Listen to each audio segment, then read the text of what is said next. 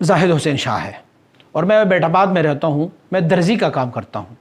میرا کاروبار چل نہیں رہا. میں نے سبزی کا کام بھی کیا ہے, اس میں بھی بہت مقروض ہو گیا ہوں. میرے 4 بچے ہیں. مجھے بتائیں کہ میں کیا کروں. قرض دار ہوں اور قرض دار مجھے بہت تنگ کر دیتے ہیں. شریعت مطہرہ کی روح سے جب ہم دیکھتے ہیں کہ ہماری تجارت میں نقصان کیوں ہوتے ہیں تو اس نقصانات کا ازالہ کریں گے تو انشاءاللہ العزیز اللہ پاک اس تجارت میں کامیابی اور کامرانی عطا فرماتا ہے. کیونکہ تجارت ایک مقدس پیشہ ہے جنہیں انبیاء علیہ السلام نے تجارت فرمائی ہے.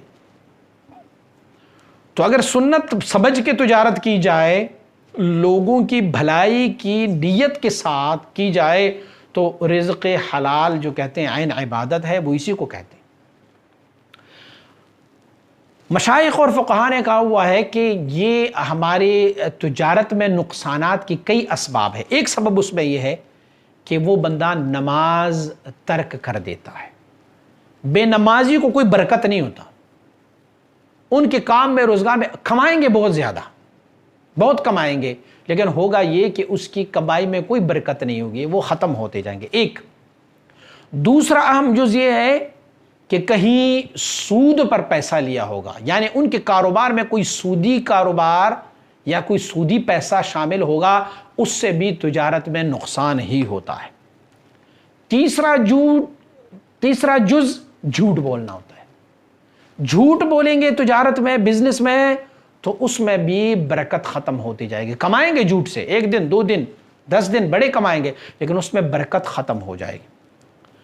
کم ناپ تول, یہ بھی تجارت کو نقصان دے دیتا ہے. کچھ فائدہ تو ہوگا کچھ عرصے تک, لیکن وہ جو ہے پھر بعد میں سب سراسر نقصان ہی نقصان ہوگا. غش, کسی کو دھوکہ دینا, ملاوٹ کرنا, یہ بھی تجارت میں ہمارے نقصان کا سبب بن رہا ہوتا ہے. تو نماز قائم رکھیں, برکت ہوگی.